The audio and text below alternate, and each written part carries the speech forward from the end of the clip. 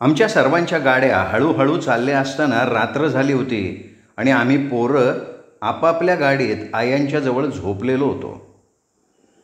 मध्येच आमचा तातू नागोकाकांच्या जवळून उतरला आणि आराकाकांच्या बैलगाडीत चढून त्यांच्या हातातून लवकुशचा कासरा घेत म्हणाला, "काका, तुम्ही मागं वळून झोपा, मी गाडी हाकतो." तसं आराकाकांनी हसत त्याच्या पाठीवर थोपटत त्याच्या हातात कासरा दिला आणि ते बैलगाडीत आत आले होते. नंतर त्या हलत्या डुलत्या घरात आम्ही पोरं गाढ झोपी गेलो होतो. मी तेव्हा गाढ झोपेत होते आणि मला ते स्वप्न आलं होतं. माझ्या स्वप्नात आमचा सखा येऊन म्हणत होता, "सरस्वते, मला देखील तुमच्याबरोबर जत्रेला यायचं आहे." आणि मी गहीवरून उचलून त्याला म्हणत होते, "ये की रे राजा." आणि मी त्याला उचलून कडेवर घेतलं आणि देवा, मी कमरेवर घेतलेला सखा एकदम जड जड होऊन माझा गळाच दाबायला लागला. मी कसं तरी धडपडत उठले तर त्यावेळी पहाट झालेली होती. नंतर मला त्या विचित्र स्वप्नामुळे झोपच आली नाही. सतत मला माझा सखा आठवायला लागला आणि त्यावेळी मी हलकेच पुटपुटत होते की राजा, मला क्षमा कर रे. हे मनातल्या मनात पुटपुटत कधी माझ्या आईच्या कुशीत शिरून पुन्हा झोपी गेले ते मला कळलंच नाही. आमच्या बैलगाड्या कोल्हापूरला पोचल्या त्यावेळी दुपार उतरत आली होती. ह्यावेळी आमच्या सगळ्यांच्या बैलगाड्या आबांच्या वाड्याकडे न वळवता आंबाच्या पटांगणात येऊन थांबल्या होत्या. तसं तिथे जत्रेला येणारा प्रत्येक जत्रेकर आपापल्या नातेवाईकाकडे उतरत असे, जसं पूर्वी आम्ही आबांकडे उतरत होतो. त्यामुळे त्या मंदिरासमोरच्या पटांगणात बरीच मोकळी जागा होती. ते बघून आम्ही सर्व मांजरीवाडीकरांनी आपल्या बैलगाड्या त्या पटांगणात भराभरा सोडल्या. आत्यानी आम्हा सगळ्या पोराटोरांना देवळाच्या विहिरीवर नेलं आणि त्या कपड्यावरच कळशा कळशा पाणी ओतून आमच्या आंघोळी आटोपून घेण्यात आल्या. नंतर आत्यानी आणि आमच्या आयांनीही आपापल्या आंघोळी आटोपून घेतल्या आणि नंतर गाड्या सोडल्या. नंतर तिथल्या झाडाखाली चुली मांडल्या गेल्या. तेव्हा त्या 6 चुलींवर आमच्या सर्व मांजरीवाडीतल्या बायका मिळून भराभरा स्वयंपाकाला लागल्या होत्या. राणी काकूंच्या शंकराला इंदुआजीनं आपल्याजवळ घेतलं होतं तर अन्नी काकांना आमचा परसूदादा सांभाळत होता. तेव्हा आमच्या पार्वती काकू आपल्या नातींचं म्हणजेच यमी आणि चिंगीचे केस विंचरत होत्या. माझी आजी आम्हा पोरांना इथे तिथे त्या गर्दीत जाऊ नका म्हणून ओरडत होती. देवळाच्या त्या मोठ्या पटांगणात अनेक बैलगाड्या सुटल्या होत्या. तिथे सगळीकडे खचाखच गर्दी होती. तसंच जिथे तिथे जागोजागी चुली मांडलेल्या होत्या. देवळाच्या बाहेर तर मुंगीलासुद्धा पाऊल ठेवता येणार नाही एवढी माणसांची आणि त्या लहान लहान दुकानांची गजबज आणि गर्दी भरलेली होती. जिथे तिथे उदबत्तीचा वास दरवळत होता. तिथली सगळी लहान मोठी खाऊची दुकानं नाना रंगीबेरंगी मिठायांनी भरलेली होती. जागोजागी पूजेचं साहित्य विकणारी अनेक दुकानं भाविकांची वाट बघत उभी होती, तर तळणाऱ्या खाद्यपदार्थांचा तिखट सुगंध सगळीकडे दरवळत होता. अंबाचं दर्शन घेण्यासाठी मोठी रांग लागलेली होती. ती रांग बघून आजी म्हणाली, "आनंदे, तू बघतेस देवळात आंबाच्या दर्शनासाठी केवढी रांग लागली आहे ती. म्हणून आपण सगळ्यांची अगोदर जेवणं आटोपून घेऊया, तेव्हा तुम्ही आता स्वयंपाकाला लागा." आजी असं म्हणत असताना रुही आणि तिची आई तिथे आल्या. त्यांनी आल्या आल्या आजीच्या पायाला पटकन हात लावला. रुहीनं चटकन आपल्या रामशाला आजीच्या मांडीवर ठेवून ती आनंदी आत्याला म्हणाली, "आक्के, चल, मी आपण जेवण करायला तुमच्याबरोबर लागतो आणि आये, तू तेवढं पाण्याचं बघ." आणि आजी काही बोलण्याच्या अगोदरच त्या दोघी चटाचटा कामाला लागल्यासुद्धा. थोड्या वेळानं त्या दोघी भाकऱ्या करायला बसल्या. तेव्हा मात्र आत्तापर्यंत गप्प बसलेली आत्या तणतणत आजीजवळ आली. तर आजी रामशाला खेळवत बसली होती. आत्या तिला म्हणाली, "आये, ती रुही आणि तिची आई आता भाकऱ्या करायला बसल्या आहेत. आये, यांना कोणी आमच्यामध्ये लुडबुड करायला सांगितली आहे? त्या मुंगळ्याबद्दल तू गावबैठक बोलवली होतीस आणि आता त्या दोघी आमच्यामध्ये येऊन स्वयंपाक करत बसल्या आहेत आणि तू रामशाला खेळवत बसली आहेस. अगं, आता आपले गावकरी आपल्याला काय म्हणतील? आपला शिवाच आपल्याला ठेवणार नाही. तू आधी रुहीला तिच्या आईला इथून जायला सांग." आजी म्हणाली, "आनंदे, अगं हा रामशा बघ की आधी किती मस्तीखोर झाला आहे." आत्या चिडली आणि म्हणाली, "आये, मी काय बोलते तुझ्या लक्षात येत नाही का? तू गाव बैठकीत मुंगळ्याबद्दल जो ठराव पास केला आहेस तो तुला आठवतोय ना? तरीसुद्धा तू रामशाला इथं खेळवत बसली आहेस आणि त्या दोघी धनगरणी तिथे भाकऱ्या बडवत बसल्या आहेत.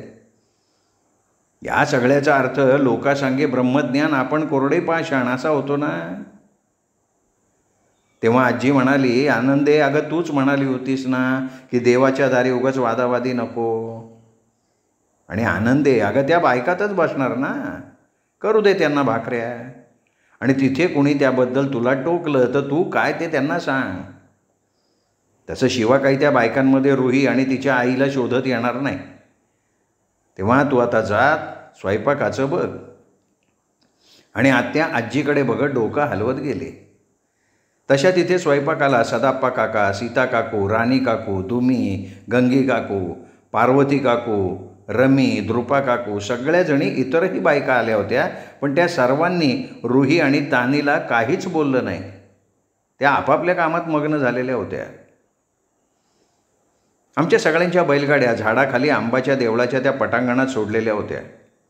तेव्हा सगळ्यांनी आपापल्या बैलापुढे चारा, पाण्याची घमेली ठेवली. नंतर सगळ्या पुरुष मंडळींनी विहिरीवर जाऊन आपापल्या आंघोळी आटोपून घेतल्या आणि सगळी मंडळी येऊन निवांत पान खायला बसली. तेव्हा त्यांच्यात मुंगळ्या आणि बस्त्यासुद्धा सामील झाले. तरी आमचा किन्ना काका गावासमोर असल्यामुळे त्या दोघांपासून दूर राहून फक्त वरवर त्यांच्याकडे बघून शिवा काका आणि विठ्ठल काकांबरोबर मुद्दाम बोलत बसले. आता गावानं समंजसपणा दाखवून आबा पाटलाबद्दल किंवा इरली काकू आणि रामदास काकांबद्दल कसलाच विषय काढलेला नव्हता. तसंच ते बस्त्या आणि मुंगळ्याशी नीट बोलत होते. आणि ह्या गावकऱ्यांच्या समंजसपणामुळे आमच्या मांजरीवाडीत एकी नांदत होती. आम्ही पोरी म्हणजे मी, सगुणा, यमी, चिंगी, मंजी, जैताची सुलू, सदाप्पा काकूंच्या राधा, मैना, आम्ही पोरी घोळका करून जत्रेत काय काय घ्यायचं याचा विचार करत होतो. तेव्हा मी म्हणाले, चला आपण सगळ्याजणी जाऊन माझ्या आजीला विचारून जत्रेत इथे तिथे फिरून येऊया. कारण आजी म्हणत होती आंबेच्या दर्शनाला जाण्यापूर्वी सगळ्यांची जेवणं आटोपून नंतर देवदर्शनाला निघायचं आहे. आणि आता त्याला बराच अवकाश आहे, तर आपण फिरून येऊया. आम्ही मुलींनी आजीकडे जाऊन विचारलं की आजी, आम्ही जरा आजूबाजूला फिरून येऊ का? तशी आजी ओरडली, म्हणली नाही, अजिबात कुठे फिरायला जायचं नाही. इथे मुली पळवणारे साधू फिरत असतात. ते मुलांना पळवून त्यांचे डोळे किंवा जीभ कापून नंतर त्यांना भीक मागायला बसून पैसे कमवतात. तेव्हा आंबाचं दर्शन घेतल्यानंतर आपल्या वडीलधाऱ्या माणसांबरोबरच तुम्ही जत्रेत फिरायचं. चला आता आपल्या बैलगाड्या मोकळ्या आहेत, तिथे जाऊन गप्पा गोष्टी करत बसा. आजी हे नकाराचं कीर्तन करत असताना आमच्या रहीम मास्तरांची म्हातारी आई आजीजवळ येऊन बसली आणि त्यांना एकदम खोकल्याची ढास लागली. तसं आजी मला हाक मारून म्हणाली, सरस्वते, अगं आनंदी जरा चुलीकडे रिकामी झाली तर तिला मास्तरांच्या आईसाठी आलं घालून थोडा गरम गरम चहा करायला सांग आणि म्हणाव लवकर घेऊन ये. आणि सरस्वते, त्या बैलगाडी ठेवलेल्या वरच्या पिशवीत ज्येष्ठ मधाच्या काड्या आहेत, त्यातल्या 2 घेऊन ये. तिथेच आलेपाकाच्या वड्याचा डबा आहे, त्यातल्या 4 वड्या आणून दे आजीला. तेव्हाच रहीम मास्तरांच्या आई म्हणाल्या, अहो मला जरा बाहेरचा वारा लागला, मी बैलगाडीतनं प्रवास केला की नंतर मला ही खोकल्याची ढास लागते. तेव्हा आजी रामशाला खेळवत म्हणाली, हे वृद्धत्वाच्या वेळी चालायचं, माझी तरी तब्येत कुठे ठीक असते, नेहमी काही ना काही चालू असतं, मी विशेष लक्ष नाही देत तिकडे. नंतर आजी आणि मास्तरांची आई बोलत असताना इंदू आजी, कांता आजी आणि इतरही आज्या तिथे आल्या. तेव्हा रामशाला आजीच्या मांडीवर बघून कांता आजी एकदम म्हणाल्या, काय गं आंबे, गाव बैठकीसमोर मुंगळ्याबद्दल चांगलं सुनवत होतीस आणि आता त्या मुंगळ्याच्या पोराला खेळवत बसलीस. हे तुझं बरं आहे, म्हणजे त्या मुंगळ्याशी गावानं वाईट व्हायचं आणि तुम्ही मात्र त्याच्याशी गोड राहायचं, असंच ना? तसं आजीनं काही न बोलता रामशाला कांता आजीच्या मांडीवर ठेवलं आणि ती म्हणाली, कांते, जरा ह्याला बघ, मी मास्तरांच्या आईसाठी चहा घेऊन येते. थोड्या वेळानं आजी चहा घेऊन आली. तेव्हा कांता आजी रामशाला खेळवण्यात मग्न झालेल्या होत्या.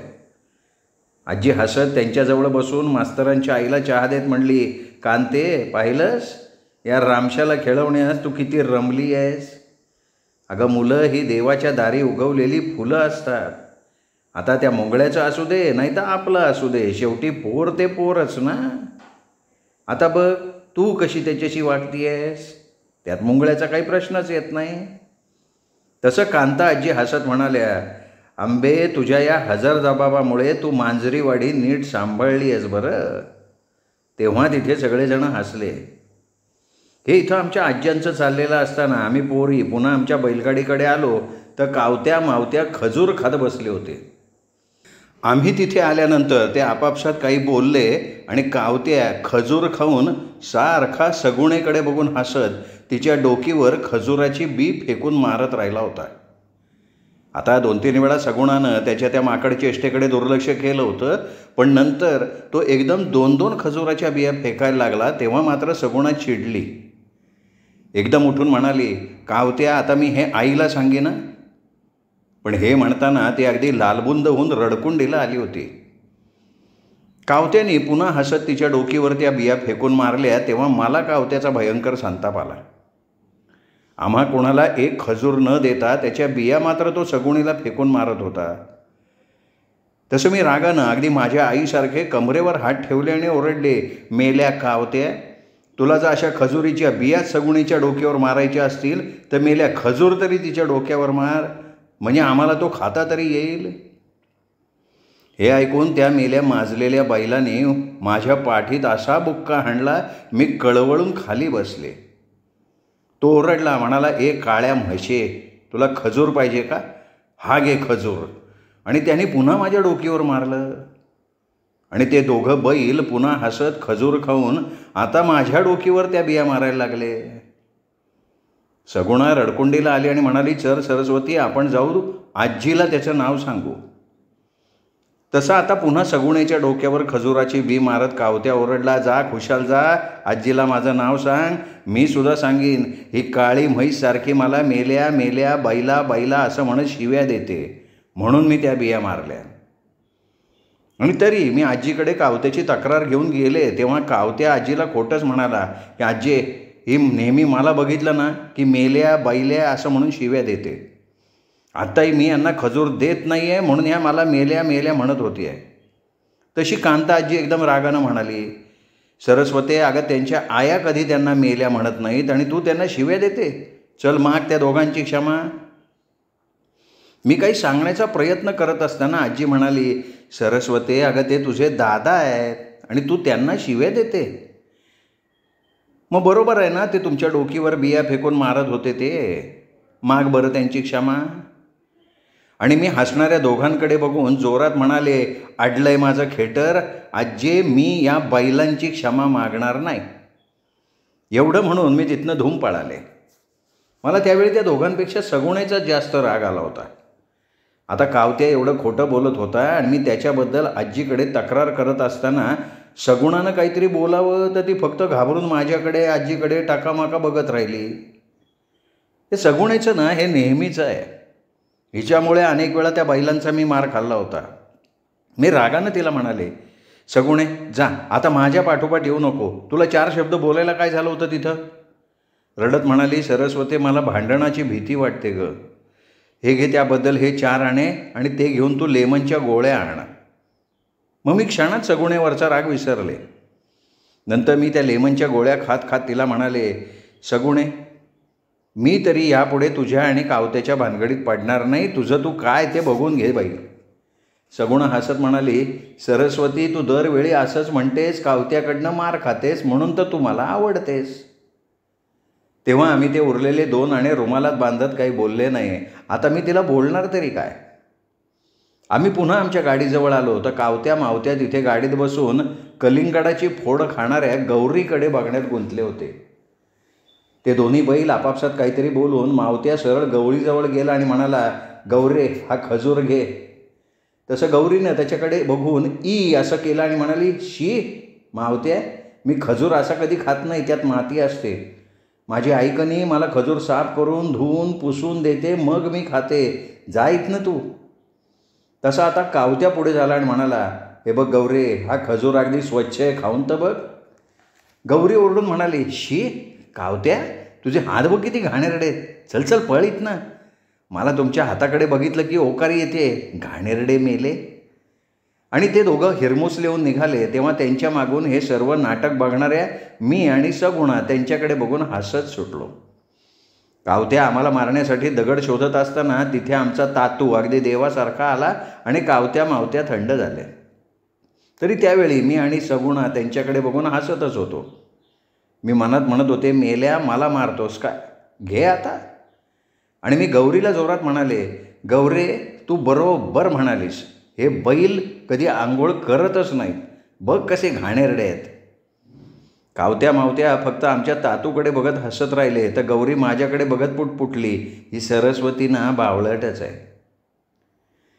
माझी आजी इंदू आणि कांता आजींशी बोलत होती, परंतु तरी ती आपल्या पोराची, रामदास काकांची आणि आत्मा तुकादादांची वाट बघत राहिली होती.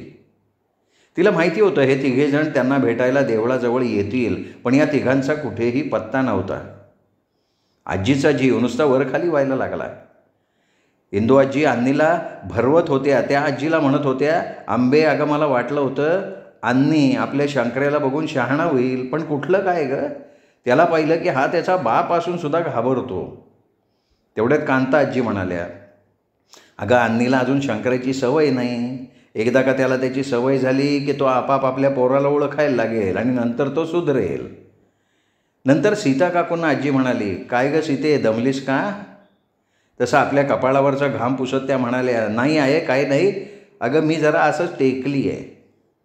आणि माझी आजी गप्प बसली. तरी तिला जाणवलं की सीता काकूंना काहीतरी बोलायचं आहे. थोड्या वेळानं गौरी आपल्या वेणीचा गोंडा फिरवत तिथे आली आणि म्हणाली, आये मला बाबा मगाशीच सांगून गेले, गौरे तू कलिंगड खात बस, मी जरा जाऊन येतो, मग आपण लगेच निघू. पण त्यांचा अजून पत्ताच नाही. मी नाही आहे त्या गाडीत जाऊन बसणार.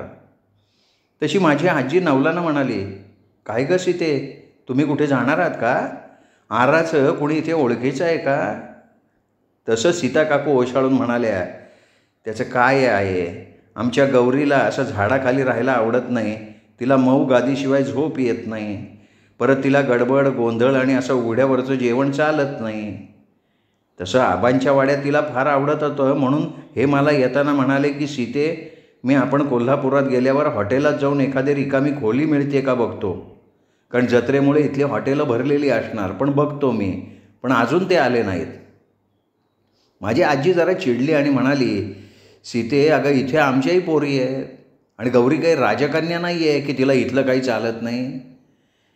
तुम्ही असं हॉटेलात राहण्यापेक्षा आबांच्या वाड्यात राहायला गेला असतात तर आम्हाला काही वाटलं नसतं, कारण तसा आरा कधी गावाला धरून नाही.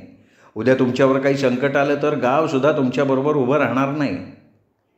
आजी हे म्हणत होती तेव्हा आरा काका धापा टाकत तिथे आले आणि म्हणाले, शेवटी सीते थोडे जास्त पैसे भरून एका हॉटेलात खोली मिळाली बघ. ते ऐकून गौरी चिवचिवली, अहो बाबा तुम्ही एवढा उशीर का केला, मला इथे किती कंटाळा आला म्हणून सांगू. आरा काका म्हणाले, अगं गौरे तसा मला थोडा उशीर झाला कारण मी लव कुशना तातूजवळ दिलं, त्यांना चारा पाणी ठेवायला सांगितलं. चला आता आपण निघूया. आये आम्ही आता येतो, जरा माझ्या सोडलेल्या गाडीवर लक्ष ठेवा, तसं मी सातूला सांगितलं आहे म्हणा. त्यावेळी आजी काहीही बोलली नाही. आरा काका सीता काकू गौरी निघून गेले होते तेव्हा माझी आजी कांता आणि इंदू आजीला म्हणाली, आपला आरा म्हणतो ना ते खरं आहे, त्याच्याजवळ अशी सोन्यासारखी बायको आणि मुलगी असताना तो तरी गावच्या 12 भानगडी आपल्या डोकीवर का घेईल. तेव्हा इंदू आणि कांता आजीने हसून माना हलवल्या. इथे बायकांचा स्वयंपाक तयार झाला, नंतर सगळ्यांच्या भाकऱ्या खाऊन झाल्या, तरी आमचे रामदास काका आलेले नव्हते आणि आजीला त्याची विलक्षण चिंता लागून राहिली होती. शेवटी ती हलकेच आत्याजवळ जाऊन म्हणाली की आनंदे अगं हा रामदास कोणीकडे राहिला, त्याला कळलं असेल ना आमच्या गाड्या इथे आल्या आहेत, तरी तो इथे आला का नाही, का त्या इरलीनं काही भानगड तर नाही ना करून ठेवली. आत्या म्हणाली, आये तू त्याची पोरांची काळजी करू नकोस, अगं तो आपल्या सासरी श्रीखंडपुरी खात रंगलेला असणार, येईल तो सावकाश. मग आजी काही बोलली नाही. तरी आजीला माहिती होतं आपण त्याच्या काळजीत असणार हे माहीत असलेला तिचा तो थोरला लेक असं वागणार नाही, तिथं नक्कीच इरलीनं काहीतरी घोळ करून ठेवलेला असणार. ती मनातच म्हणाली की आंबे माझ्या लेकराला सांभाळ ग. आजी नंतर सगळ्यांना म्हणाली, आता उद्या देवळात मरणाची गर्दी होणार, म्हणून आता ज्यांना ज्यांना आंबाचं दर्शन घेता येईल त्यांनी आपल्या कुटुंबाला तिच्या पायावर घालून मोकळं व्हा. तेव्हा सगळेजण ठीक आहे असं म्हणाले. त्यावेळी ह्या अंबाबाईच्या मंदिरात आणि मंदिराबाहेरसुद्धा लोकांची ही गर्दी उसळलेली होती. चौघड्याचे सूर वातावरणात चारी दिशांना भरून राहिले होते. तिथेच काही कळकट्ट तेलपट्ट काळ्या वर्णाच्या बायकांचा घोळका हिरवी तपकिरी रंगाची लुगडी नेसून आपल्या तेलपट्ट काळ्या गाळ्यात लांब लांब कवडीच्या सफेद माळा घालून आपल्या गोंदलेल्या कपाळावर लाल कुंकवाचा मळवट भरून हातात भंडारा आणि देवट्या परड्यात ठेवून आपल्या बसक्या भेसूर आवाजात आई उदगचा घोष करत उभ्या होत्या.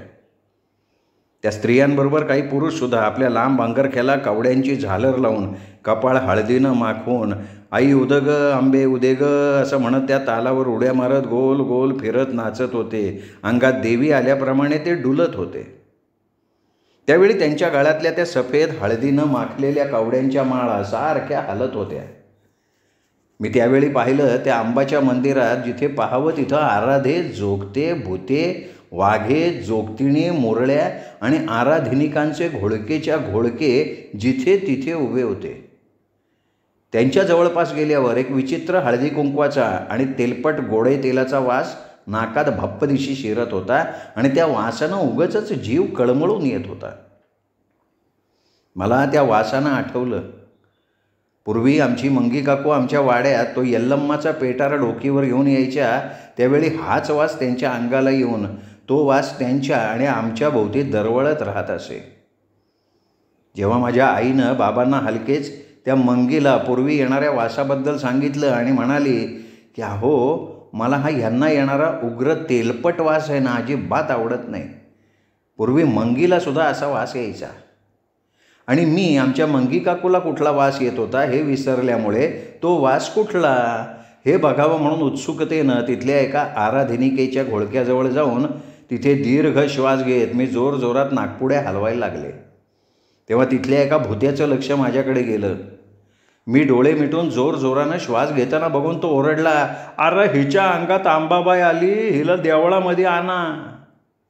तसे मी खाडकन डोळे उघडले. ते सगळेजण माझ्याकडे येण्याअगोदर माझ्या आईने मला दंडाला धरून ओढून नेलं. ती त्या घोळक्याला म्हणाली, अहो तिला सर्दी झाली आहे त्यामुळे ती तसं करते आहे. आईने मला ओढून पुढे नेलं, रागावली, म्हणाली, वेडपट, तुला काय वेड लागलं आहे का?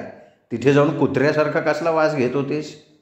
मी माझ्या तंद्रीतच म्हणाले, आई तू अगदी बरोबर सांगितलंस.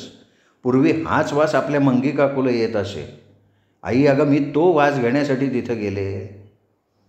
तेव्हा रागावलेली माझी आई हसणाऱ्या माझ्या बाबांना म्हणाली, या सरस्वती समोर ना काही बोलायची सोय नाही आहे. चला पुढे जाऊया आपण.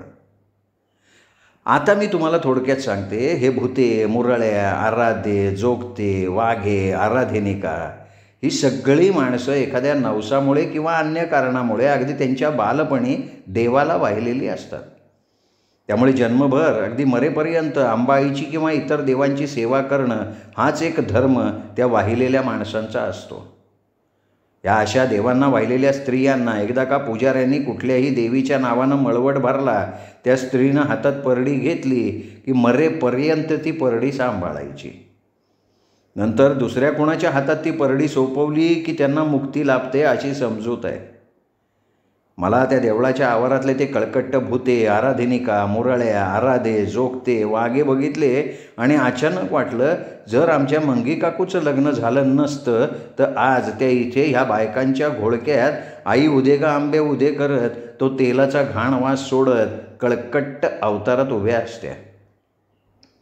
तसं मी अभावितपणे वळाले. मंगी काकूंकडे बघितलं तर त्या भयंकर अस्वस्थ होऊन इथे तिथे बघत होत्या. नागोकाकांचं ताचुतं त्यांच्याकडे लक्ष नव्हतं ते बरं. खरं तर आम्हा सगळ्यांना माहिती होतं आमच्या ह्या मंगी काकूंना आपल्या गत आयुष्याच्या कुठल्याच आठवणी नको होत्या. आंबेच्या जत्रेत त्या आराधनिका आणि इतर सगळेजणी येत असत. त्यातले काही जण त्यांना ओळखतसुद्धा होते. त्यामुळे आमच्या मंगी काकूंना या आंबेच्या जत्रेत यायला अतिशय जीवावर येत असे. इथं आलं की त्यांना त्यांच्या त्या गाडलेल्या भूतकाळातली सगळी भूतं त्यांच्याभोवती वाईट आठवणींच्या रूपानं फेर धरून नाचायला लागायची आणि त्या सगळ्या आठवणींची त्यांना विलक्षण घृणा होती.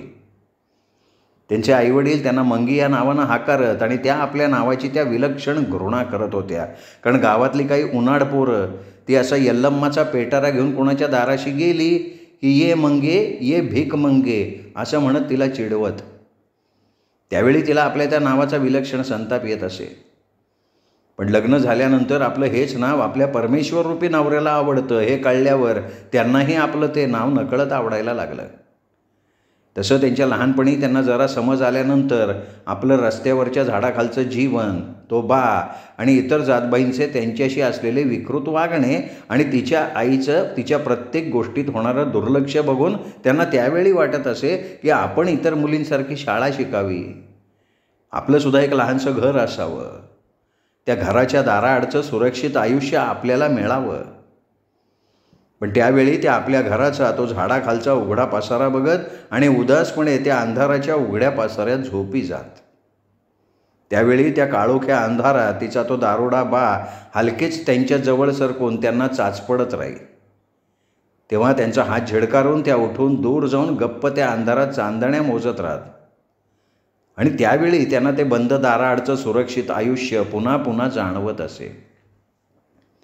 कोल्हापूरच्या अंबाच्या मंदिरातल्या ह्याच पटांगणाच्या परिसरात त्यांनी फार वाईट अनुभव घेतले होते. त्यामुळे इथे आल्या की त्यांना अगदी नरकात आल्यासारखं वाटत असे. या नरकातून सुटण्यासाठीच त्या आपल्या आईवडिलांनंतर कोणाला न सांगता शिरगुप्पीत पळून गेल्या. त्यावेळी आपण त्या खोताच्या सातमाईंच्या वाड्याच्या सून होऊन ते चुलीकडचं सुरक्षित जीवन जगू याची त्यांना कल्पनासुद्धा नव्हती. त्या खोताच्या तरुणानं एक सोन्याचं लहानसं मंगळसूत्र तिच्या गळ्यात बांधलं, तिला नवीन सुरक्षित आयुष्य दिलं. तिचा तो सातमाईंच्या तोंडचं बोलणारा नवरा, तिचा गुणी मुलगा, त्या वाड्यातली सगळी चांगली माणसं या सगळ्यांबरोबर ती फार सुखात होती. त्यांना पुन्हा कधीही या कोल्हापूरच्या देवळाच्या परिसरात कधीच यायचंसुद्धा नव्हतं. पण त्यांच्या गावच्या आणि वाड्याच्या परंपरेमुळे तिला इथे आपला नवरा आणि मुलाला घेऊन अंबाच्या पायाशी दरवर्षी यायलाच लागायचं. पूर्वी आबांच्या वाड्यात राहणं त्यांना फार आवडत होतं. तेव्हा तिथे राहून फक्त त्या अंबाचं आपल्या नवराबरोबर आणि मुलाबरोबर दर्शन घेत जत्रेत न फिरता चटकन आबांच्या वाड्यात परत येत. पण आता त्यांना त्याच देवळाच्या परिसरात राहायला लागलं होतं. मंगी काकूचा तो गाडलेला जुना भूतकाळ हळूच जागा होऊन त्यांच्याकडे डोळे मिचकवत राहिला होता.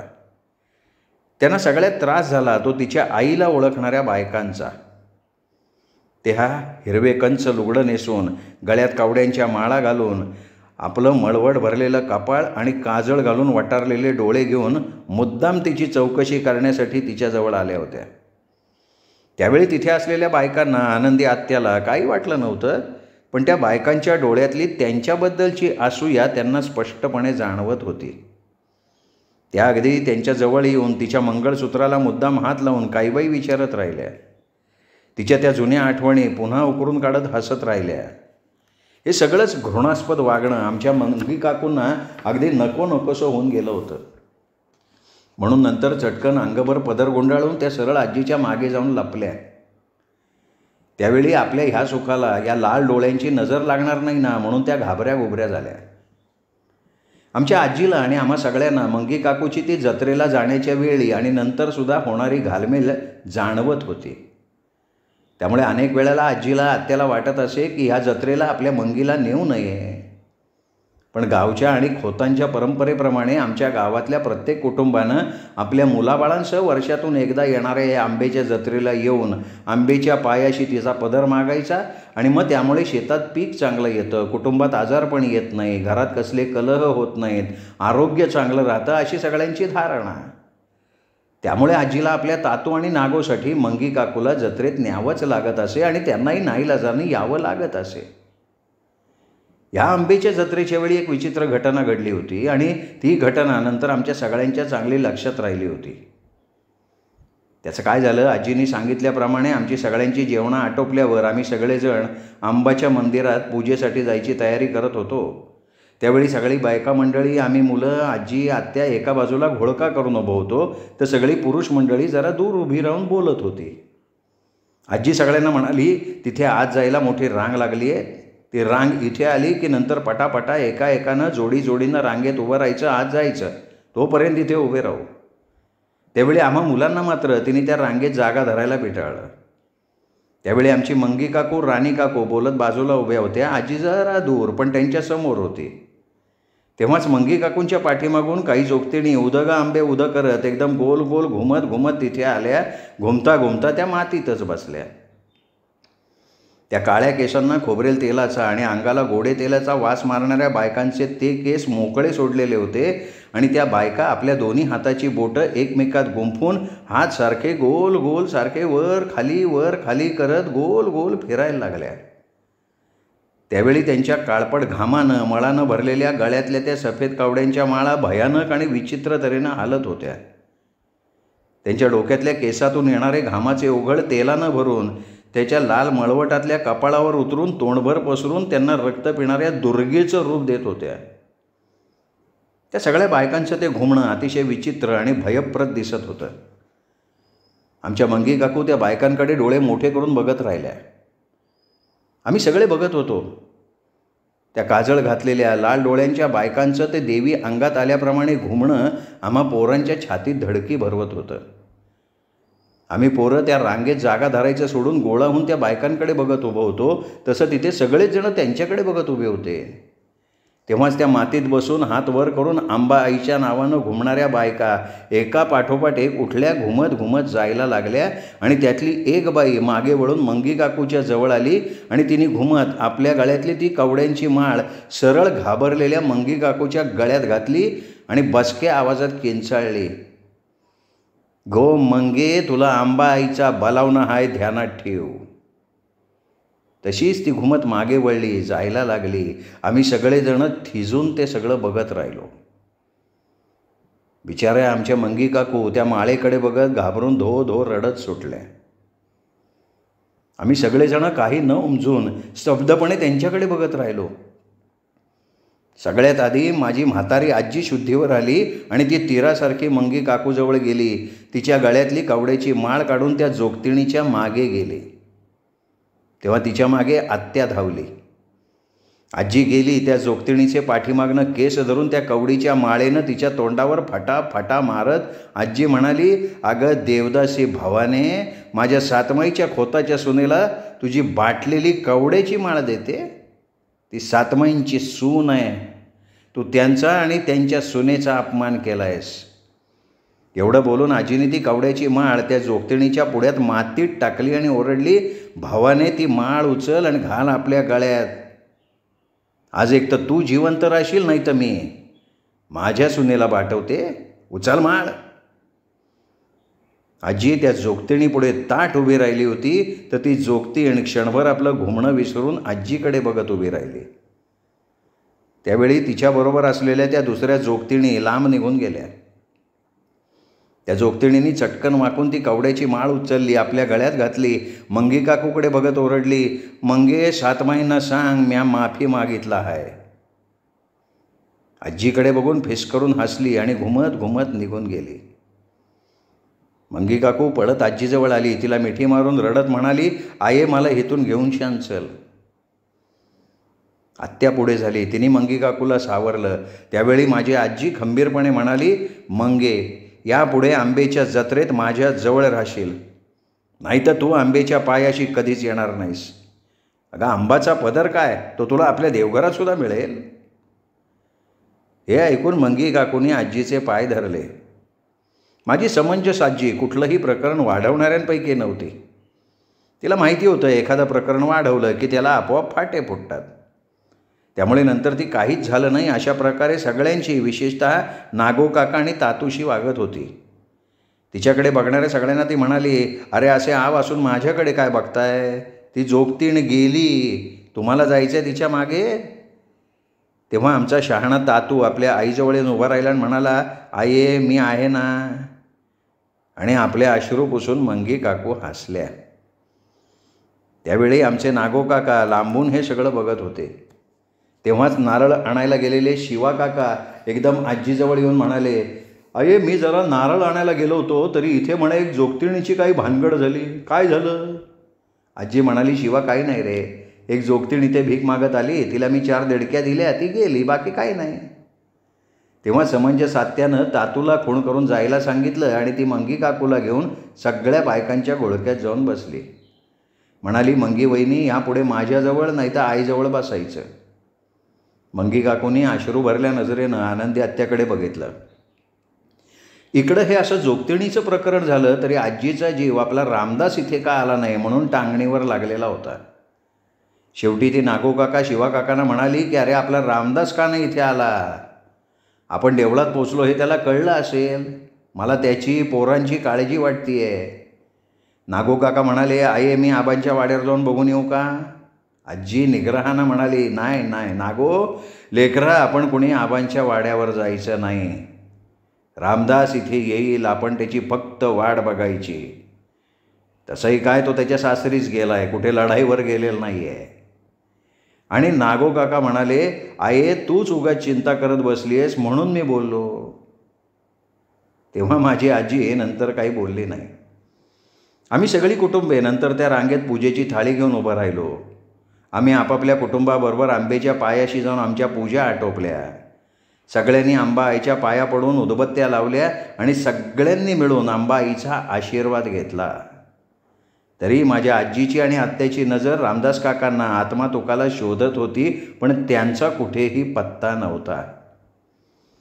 आज पहिल्यांदा ते ह्या आंब्याच्या पूजेला आमच्याबरोबर सहकुटुंब नव्हते आणि त्याचंच आम्हा सगळ्यांना, विशेषतः आजीला, आत्याला खूप वाईट वाटत होतं. श्रोते हो, दीपक रेगे कथाकथन चॅनलवर तुम्ही ऐकताय सौ आयडा बॅरेटो लिखित सातमाईंचं रान या कादंबरीचा दुसरा भाग, अर्थात सीझन 2. या भागात तुम्ही ऐकत होतात गेले 4 दिवस आबा पाटलांचं घराणं आणि अंबाची जत्रा हे प्रकरण इथेच संपलं. उद्या सुरू होईल दुसरं प्रकरण आहे आरा काकांच्या भयानक पर्वाची सुरुवात. ऐकण्यासाठी भेटूयात उद्या दीपक रेगे कथाकथन चॅनलवर.